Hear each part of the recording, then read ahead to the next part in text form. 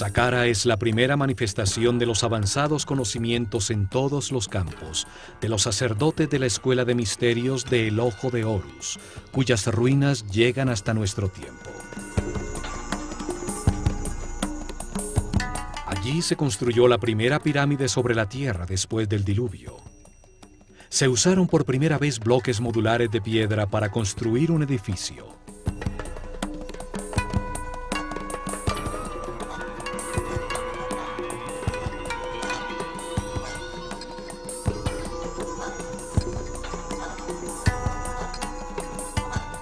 Se tallaron hieroglifos en los muros con los primeros textos religiosos de la historia.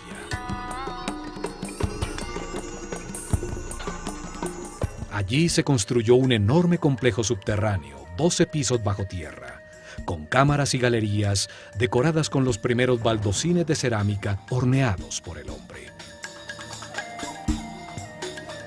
En estas cámaras, bajo tierra, se encontraron más de 40.000 urnas, cuencos y vasos de alabastro. ¿Para qué servían? ¿Qué lograrían al realizar con tanto esfuerzo túneles, cámaras y salones 30 metros bajo tierra? ¿Cómo iluminaron estos espacios para poder realizar el difícil diseño cerámico de sus muros?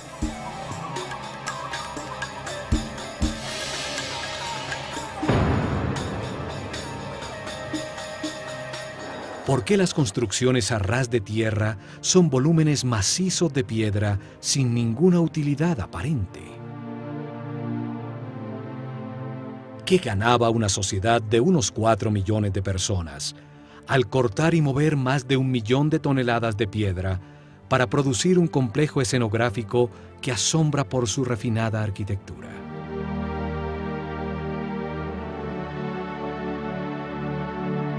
¿Para qué producir un trabajo tan elaborado de tallas en piedra, columnas, bajorrelieves y refinadísimos detalles arquitectónicos para adornar una fachada que no tiene nada en su interior?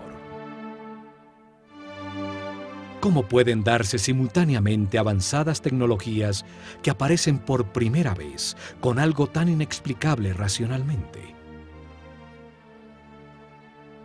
Saqqara es uno de los misterios más grandes de Egipto. Su historia nos revela las más increíbles respuestas. Comenzando por el genio multifacético, el fabuloso personaje que la diseñó y dirigió su construcción. El arquitecto Imhotep, cuyo nombre significa el sabio que viene en paz. Sumo sacerdote de la Escuela de Misterios de El Ojo de Horus, tiene uno de los lugares destacados en la historia del hombre. Primer ministro, gran visir y canciller del faraón Djoser, que reina en la tercera dinastía, alrededor del año 2800 a.C.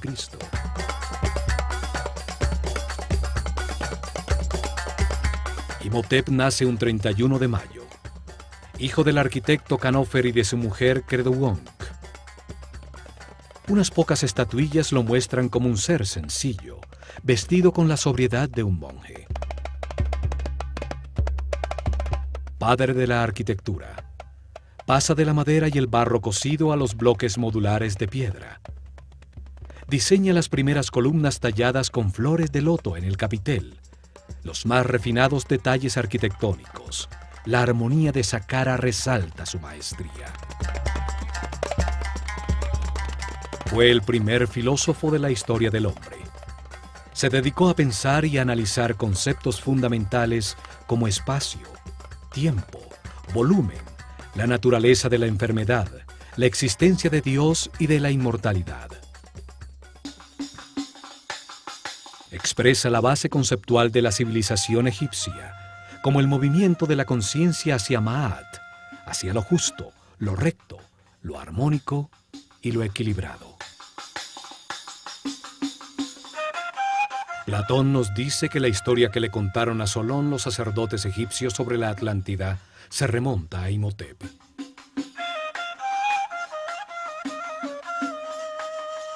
Astrólogo y astrónomo, realizó el primer registro sistemático de la bóveda celeste. Deja los primeros mapas de las constelaciones.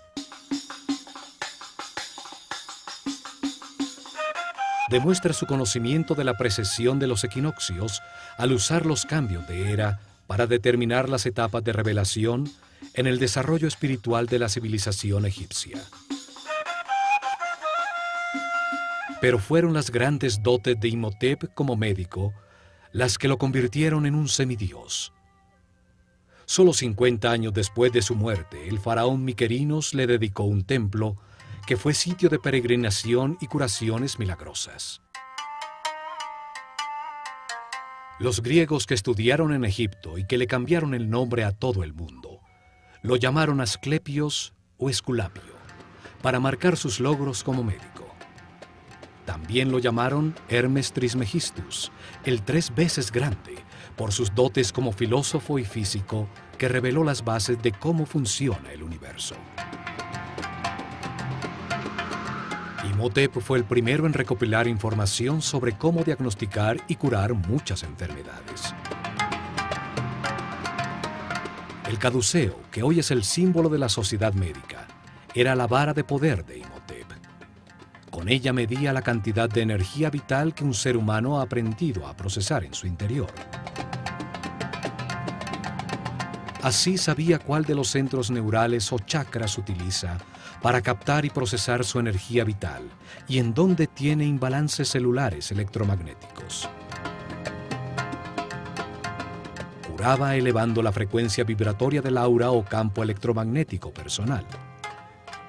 Esto restablecía el balance de los chakras, permitiendo que volvieran a suministrar la energía vital necesaria a los órganos afectados, la causa real de las enfermedades. El caduceo tiene 2 serpientes que se cruzan sobre los 7 chakras. Los centros neurales sobre la columna vertebral que captan y distribuyen la energía. Simbolizan las 2 polaridades de carga eléctrica y movimientos contrarios que dan lugar al universo dual. En su centro está una columna ondulatoria, formada por parejas de partículas con carga opuesta que se neutralizan y equilibran, la única manera para llegar a la iluminación. Representa al Kundalini, la fuerza vital que sube a través de la columna vertebral. Al desaparecer ese conocimiento, su forma se conserva como el símbolo para curar. Experimentos utilizando su forma como una bobina eléctrica han encontrado que tiene unas misteriosas características.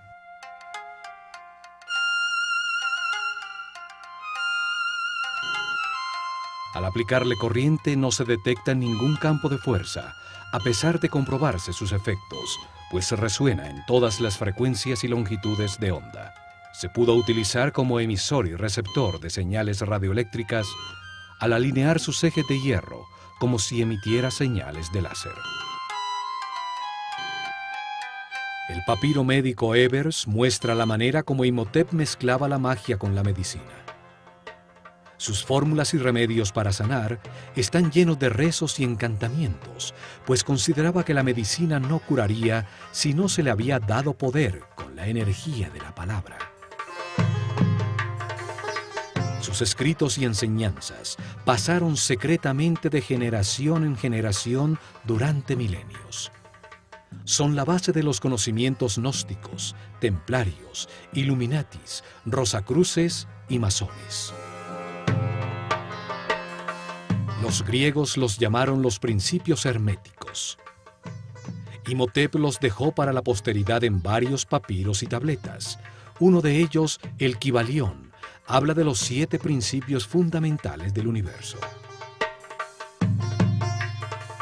Allí afirma que el universo existe en la mente de Dios, que cada hombre es uno de sus pensamientos, con la capacidad de pensar a su vez, que la realidad es un gran sistema, donde todo tiene conciencia y está interconectado. Imhotep fue un maestro del conocimiento. Enseñó la escritura hieroglífica y a tallarla en losas de piedra, produciendo los primeros textos religiosos de la historia. Por esto es asociado con Tot, el néter o principio divino, simbolizado por una figura humana con cabeza de ibis, que representa al verbo divino, al creador de la palabra.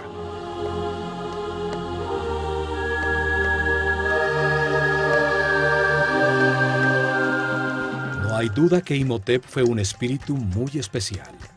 El paso del tiempo lo convierte en un mito, asociado a la divinidad con distintos nombres: Tot, Mercurio, Quetzalcoatl, Esculapio, Hermes Trismegistus, el 3 veces grande.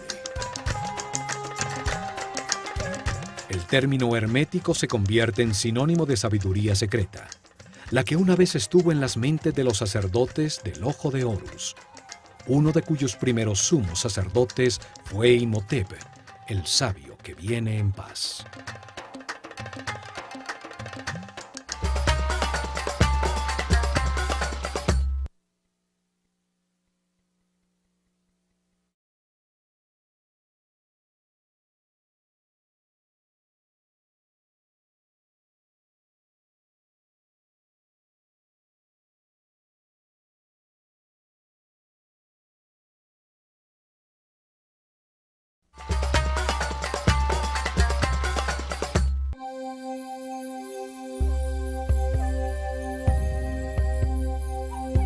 Fue Imhotep el que decidió dónde se construiría Saqqara para sus misteriosos propósitos.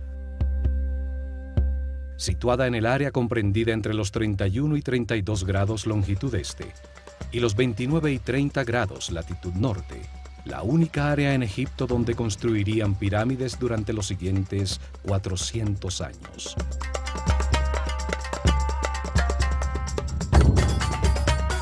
En una zona desértica a 14 kilómetros al sur del Cairo, al lado de Memphis, la desaparecida capital de Egipto.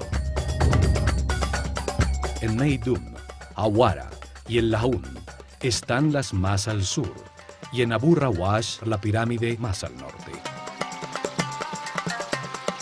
Sobre una plataforma de piedra que va hasta Giza, 50 metros por encima del nivel del río, hecho que garantizaba que el nivel freático de la zona no inundaría los trabajos subterráneos que tenía planeados.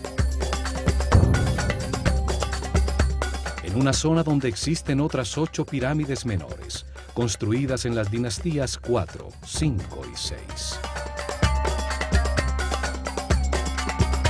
Exactamente sobre uno de los nodos principales de la malla electromagnética del planeta, donde mejor se puede utilizar la fuerza de su energía telúrica para hacer vibrar una gran masa de piedra. En esta área ocurren los efectos electromagnéticos naturales más poderosos del planeta. Allí está localizado uno de sus chakras. Por allí pasa la corriente telúrica, la carga tierra negativa que lleva su energía vital. Un sitio mayor de confluencia de las llamadas Lee Lines, perfecto para que un gran volumen de piedra, con alto contenido de cristales de cuarzo, al vibrar produzca energía estática negativa por la fricción de sus moléculas. La atmósfera en este sector está cargada con 500 voltios por metro cuadrado de corriente positiva, 5 veces lo normal. Es un punto de poder en el planeta que aumenta los efectos energéticos de la pirámide que Imhotep construyó. Esta ubicación de Saqqara era fundamental para poder utilizar la pirámide como un condensador eléctrico que captaba como una antena la energía positiva de la atmósfera en los cristales de cuarzo de las losas de granito que una vez forraron la superficie de sus caras.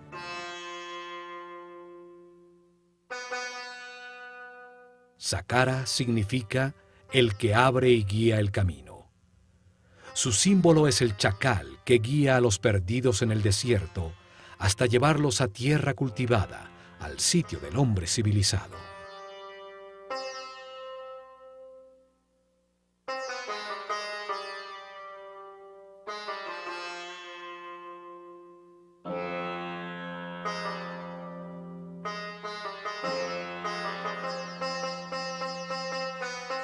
A lo lejos, lo primero que debía verse era la blanca pirámide, recortada sobre el larguísimo muro, el primero realizado por el hombre en bloques de granito cortado, con sofisticados bajorrelieves y dinteles. una obra mucho más complicada que la misma pirámide. 130.000 toneladas de granito de Tura formaban un alto y especial muro de piedra. Rodeaba las 15 hectáreas del complejo, protegiéndolo del caos exterior, dándole una forma rectangular, ajustada exactamente en dirección cardinal norte-sur, paralelo al curso del Nilo.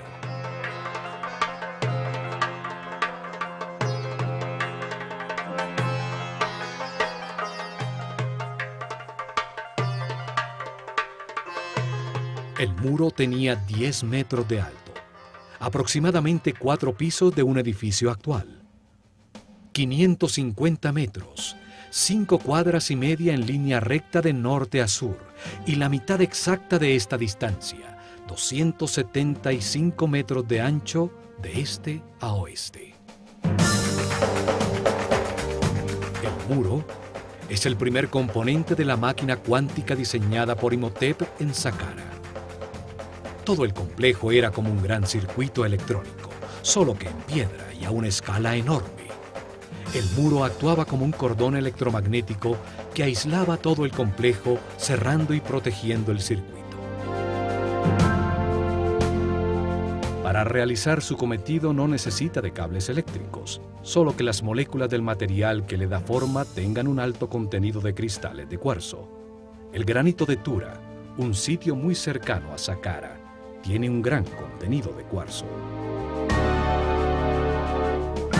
El cuarzo organiza sus moléculas en tetraedros, una de las 5 formas básicas que organizan la materia, llamados sólidos platónicos. Al vibrar con el planeta, las caras de los tetraedros se friccionan entre sí, produciendo una carga eléctrica. Los 85.000 metros cúbicos del muro de granito contenían una enorme cantidad de cristales de cuarzo que generaban un poderoso campo de fuerza, una onda radioeléctrica constante. El muro es parte integral de un complejo captador de energía electromagnética cuyo corazón estaba en la pirámide escalonada que con sus 66 metros de altura dominaba el complejo.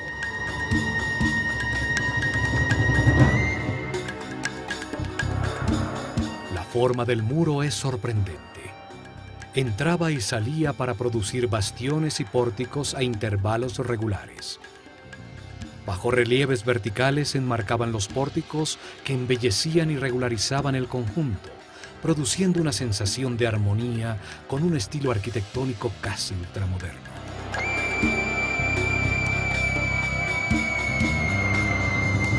Desde las almenas de su parte superior, a las que se accedía a través de escaleras colocadas a intervalos regulares, se divisaba el paisaje de kilómetros a la redonda y la imponencia de la pirámide escalonada.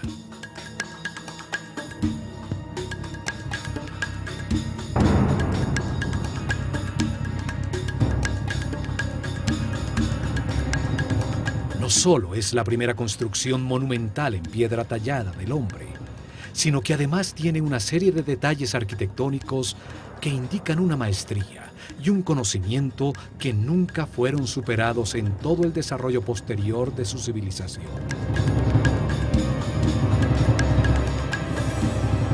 Quince pórticos iguales mimetizaban el único con una puerta verdadera, ubicado en la esquina sureste del enorme rectángulo.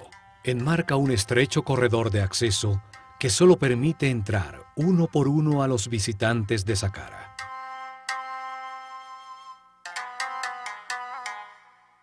El camino de perfeccionamiento espiritual es individual e intransferible. Nadie puede evolucionar por otro. Por esto, a Saqqara se entraba de uno en uno.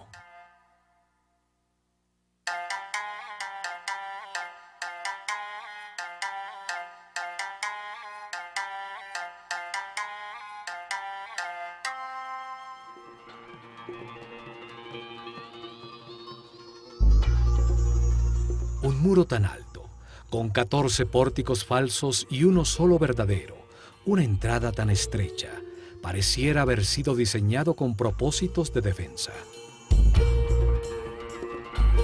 Sin embargo, Saqqara nunca tuvo una puerta en su única entrada. La tecnología aplicada restringía el acceso a los seres con mentes primarias, con un aura o campo eléctrico personal cargado negativamente. Desde el largo corredor bajo el muro y a lo largo de toda la galería de las 48 columnas, existía un poderoso campo de fuerza que amplificaba los sentimientos del visitante. Si había odio, miedo o inseguridad en sus corazones, su propia angustia amplificada les impedía el acceso.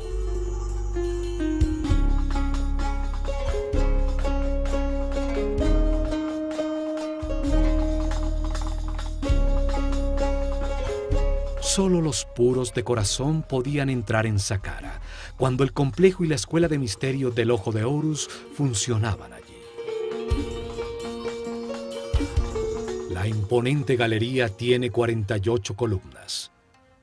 Su forma esotérica es la misma del DNA humano.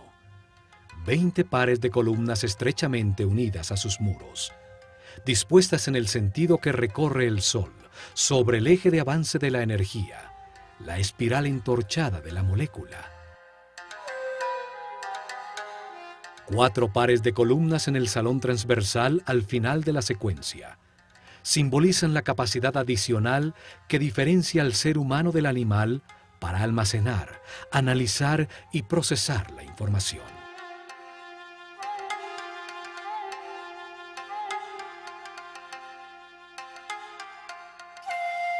Las columnas totalmente moduladas y con 7 metros de altura estaban dispuestas con una serie de principios arquitectónicos que se repitieron miles de años después en Grecia, en el Partenón.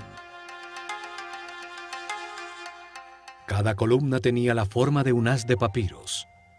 El cilindro tenía una ligera convexidad y se estrechaba en su parte superior, acentuando su verticalidad para engañar la vista, que sin este truco las vería curvas desde lejos. El restaurador de Saqqara, Jean-Philippe Loé, también encontró que en la profundidad de la galería, las columnas más lejanas estaban ligeramente más distanciadas entre sí, aumentando la perspectiva y produciendo la sensación que la galería era más grande.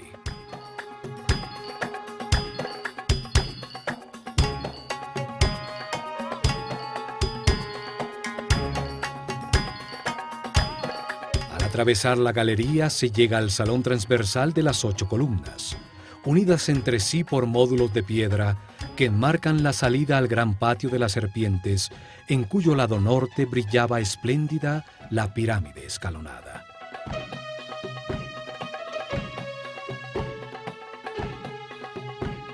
El patio estaba originalmente delimitado por altos muros, con intrincados bajorrelieves.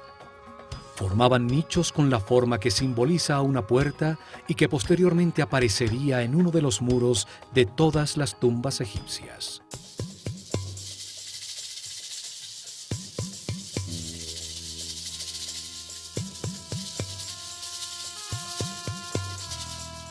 Cada puerta estaba rematada por un friso horizontal, decorado por una cobra. La serpiente sagrada, que simboliza a la dualidad por su lengua bifurcada y sus órganos sexuales dobles. La serpiente simboliza también la determinación para alterar la existencia, de comenzar un viaje evolutivo decidido por sí mismo, de tomar sus propias decisiones. Es la fuente y origen del movimiento.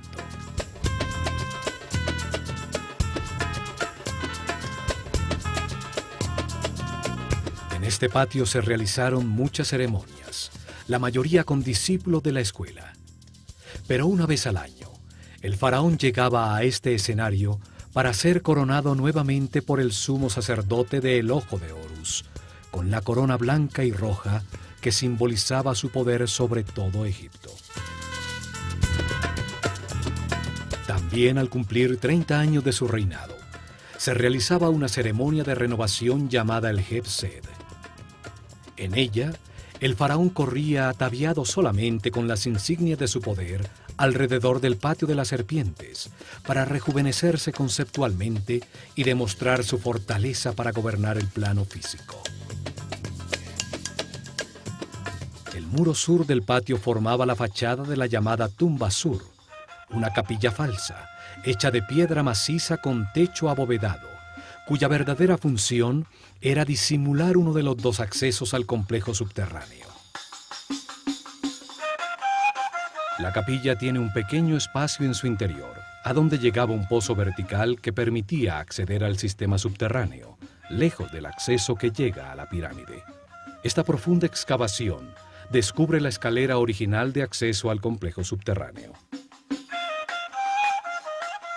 Los dos pozos verticales de acceso, el de la pirámide y el de la capilla sur, fueron encontrados sellados con tapones circulares de granito que pesaban más de 10 toneladas. La capilla en la superficie era solo una fachada falsa para este acceso. La verdadera vida de Saqqara estaba bajo tierra. Desde este acceso en la tumba sur, se llega a cámaras y galerías subterráneas, y sale un túnel que termina exactamente bajo la galería y póstile de acceso.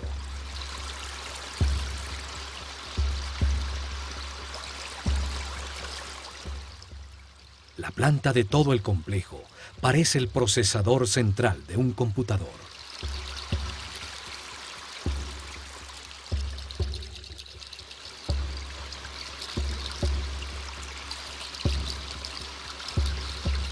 Saqqara fue el primer experimento con la forma piramidal para aplicar y perfeccionar una tecnología cuántica, cuyo objetivo era acelerar el perfeccionamiento espiritual de los discípulos de la Escuela de Misterios del Ojo de Horus.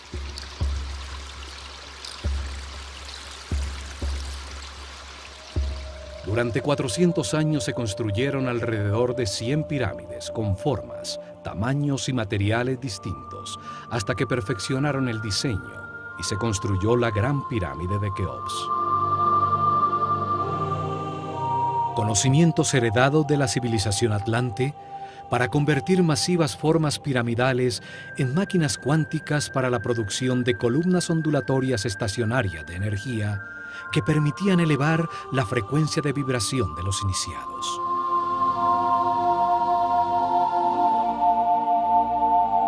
Esto aumentaba la energía vital, amplificaba el poder mental y despertaba nuevos sentidos como la telepatía y la sensibilidad para percibir el aura de las otras personas.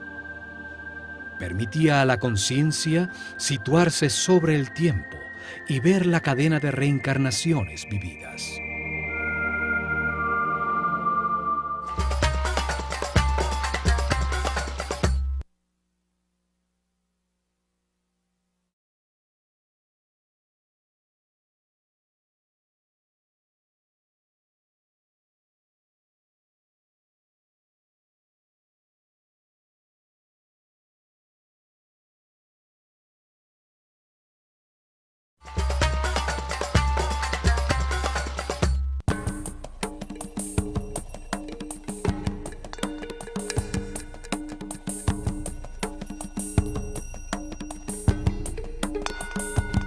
En el lado por donde sale el sol, en el patio de las serpientes, aún permanecen erguidas 3 columnas que formaban el centro del llamado Templo Real del Heb-Sed, un pabellón utilizado por el faraón y los sacerdotes del Ojo de Horus durante las celebraciones.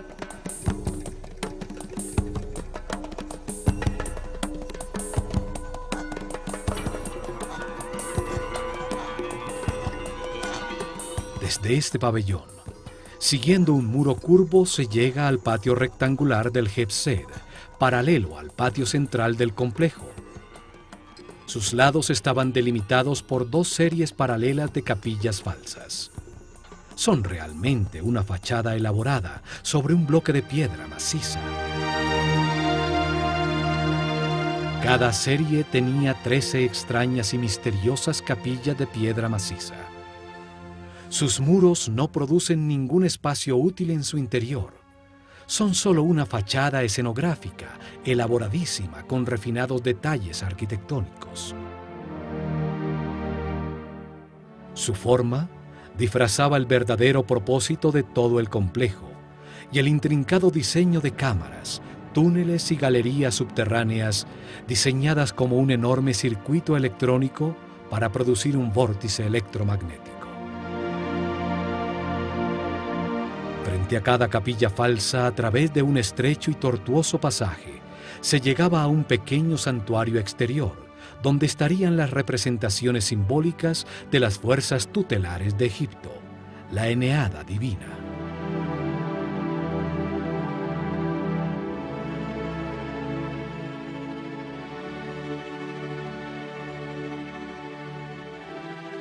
Los muros exteriores estaban profusamente decorados con altos y bajos relieves de puertas y ventanas falsas, cercas falsas de madera, series de jets, columnas tipo flauta, en fin, una escenografía completa tallada en piedra. Al norte del patio de las capillas falsas, exactamente al este de la pirámide escalonada, están las llamadas Casa Sur y Norte, dos construcciones mucho más grandes pero igual de falsas.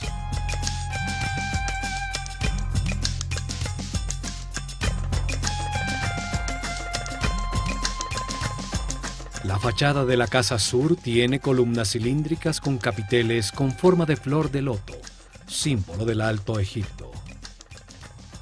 Un estrecho corredor tiene en una de sus paredes el grafiti más antiguo del mundo, hierático, con comentarios que hacen referencia al faraón Djoser de visitantes durante la dinastía XVIII. La fachada de la Casa Norte tiene columnas con papiros, el símbolo del Bajo Egipto, el delta al norte del país. Aquí, durante la ceremonia del Heb-Sed, el rey recibía la corona roja que simboliza su autoridad sobre ese territorio.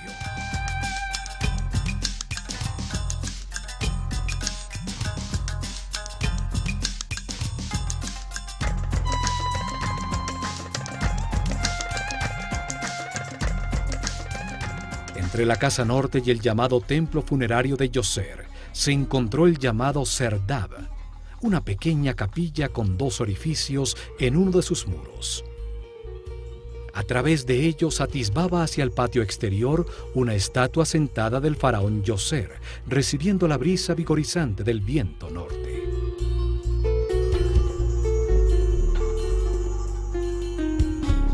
La figura con el imponente Nemes en la cabeza, cuyos ojos incrustados de cristal se perdieron, es la primera imagen tridimensional de tamaño natural de un monarca egipcio que ha llegado hasta nuestros días.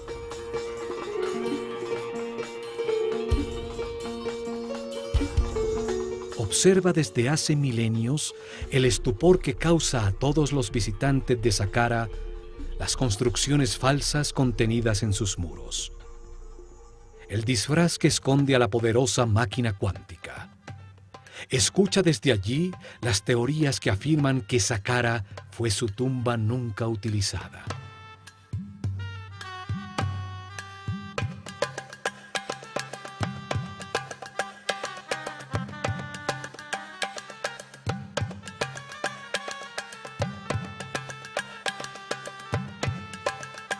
A su lado se encuentran las ruinas del templo adosado a la pirámide, con su único acceso hacia el este, que a través de intrincados laberintos de estrechísimos corredores conducía a dos patios abiertos, uno de los cuales escondía la puerta a la verdadera Saqqara en las profundidades de la tierra.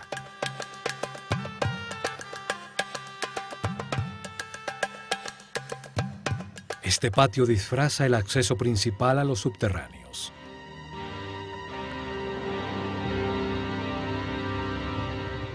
Este esquema de un templo adosado se repite en las pirámides que se construyeron en los siguientes años.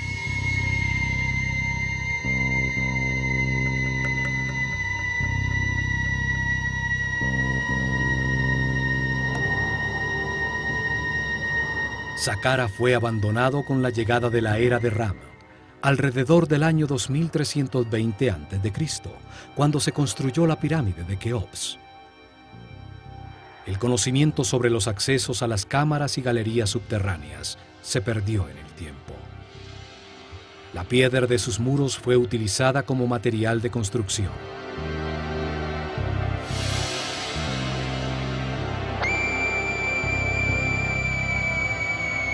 Muchos nobles de períodos posteriores construyeron sus tumbas en este lugar sagrado. Hoy se cree que fue un cementerio y que el complejo original es la tumba del faraón Djoser. En la dinastía 26ª, en la decadencia de la civilización egipcia, ya nadie sabía que el templo adosado escondía la entrada a su cámara principal. Por orden del faraón cavaron un largo túnel desde la cara sur bajo la pirámide, creyendo que allí estaba la entrada.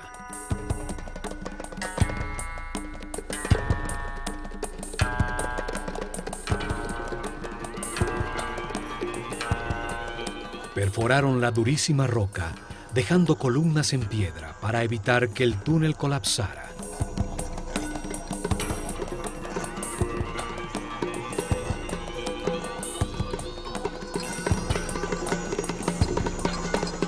Hasta que llegaron a la cámara central, un espacio vacío de 12 pisos de profundidad.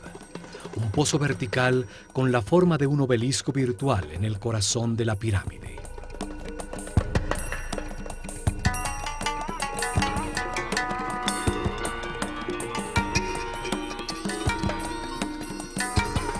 Desde allí descubrieron que el acceso original estaba realmente en la cara norte de la pirámide y pudieron entrar a todo el complejo de galerías subterráneas.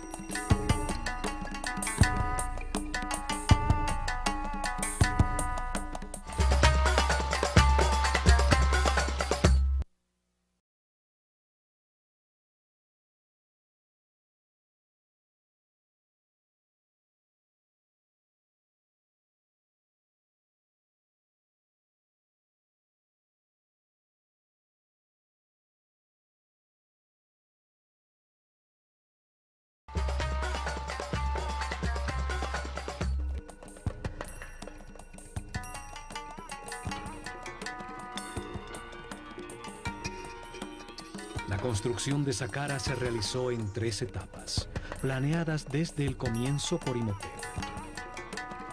Las etapas permitían que el complejo fuera creciendo y que la pirámide se expandiera como el cuerpo de un ser humano.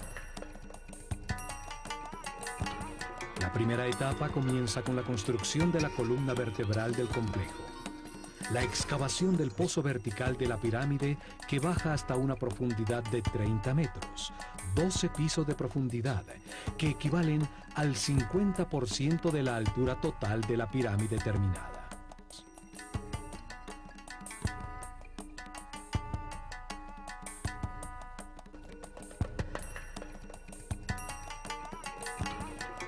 A esa profundidad cavan cientos de metros de túneles y una serie de cámaras y galerías que son parte fundamental del sistema.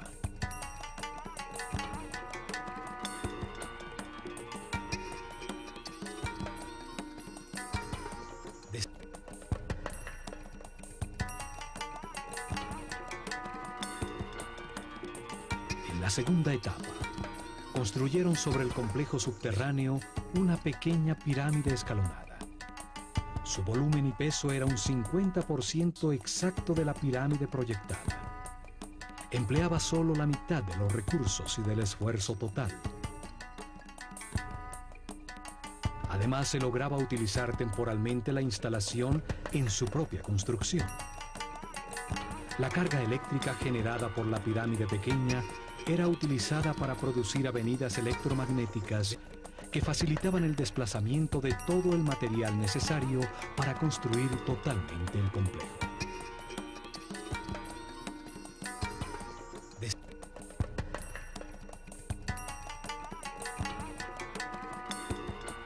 Partiendo del frente de la pirámide, se colocaban a distancias regulares una serie de pilares llamados Yeb, que transferían del uno al otro la carga de iones negativos generados por su masa en vibración.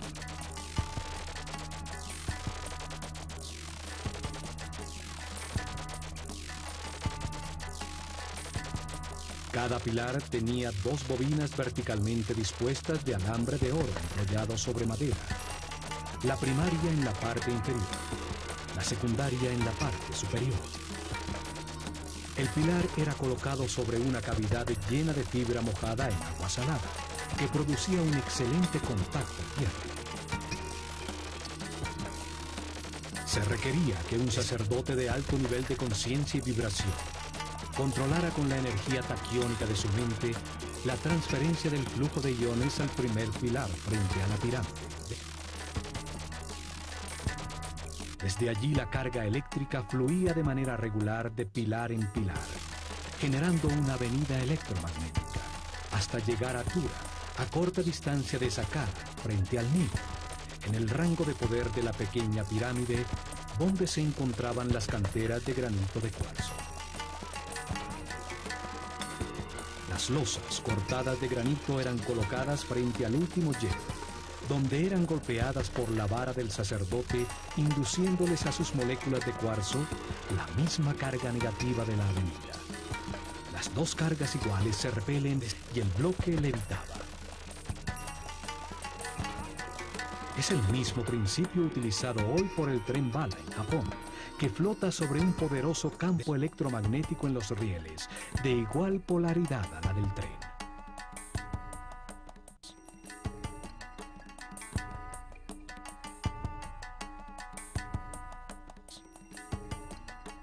Así, con la primera línea de transporte electromagnético, pudieron mover fácilmente toda la piedra que necesitaban en la tercera etapa.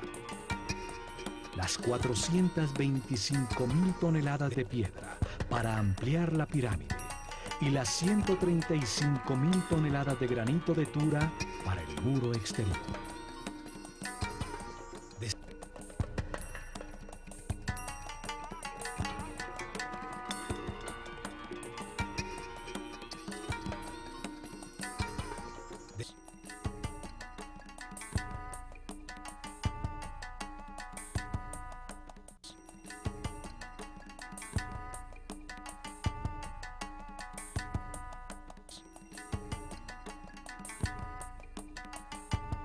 Las etapas permitían utilizar parcialmente la potencia generada y aumentarla en un 50% cuando la pirámide grande estuviera construida. La potencia total garantizaría una avenida electromagnética que llegaría hasta Maidu, el llamado punto medio entre Saqqara y las canteras de granito rojo en el Alto Egipto.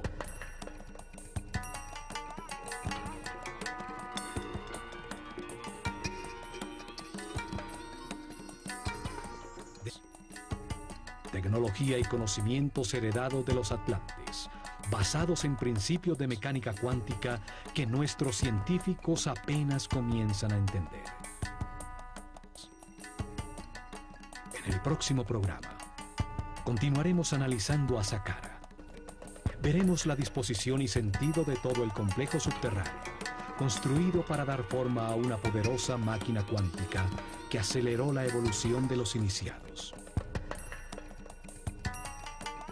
Al examinar este camino, que llamaremos el camino cuántico hacia la luz de la conciencia, veremos que este proceso evolutivo ha sido enseñado por distintos maestros superiores.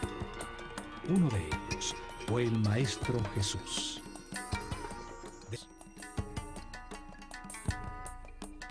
Él dijo que si seguíamos el camino de la luz y de la vibración en amor, realizaríamos cosas aún más grandes.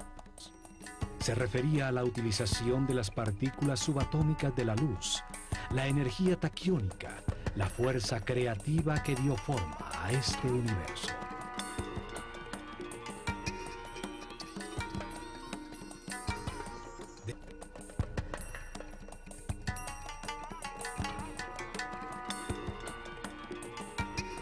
Miles de años antes de la llegada de Jesús, los sabios sacerdotes del Ojo de Horus utilizaron este mismo tipo de conocimientos para acelerar la evolución de sus discípulos en Saqqara.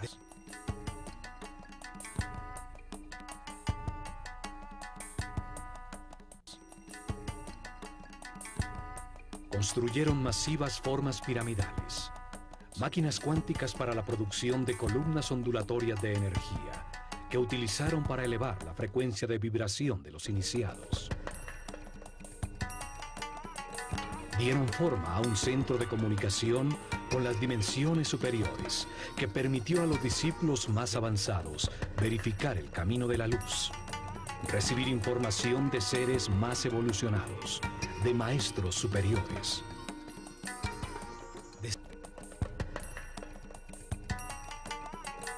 En el plano físico, al producir avenidas electromagnéticas y efectos de superconductividad en distintos materiales, facilitaron la construcción de sus templos, los libros vivos de la Escuela de Misterios del Ojo de Horus.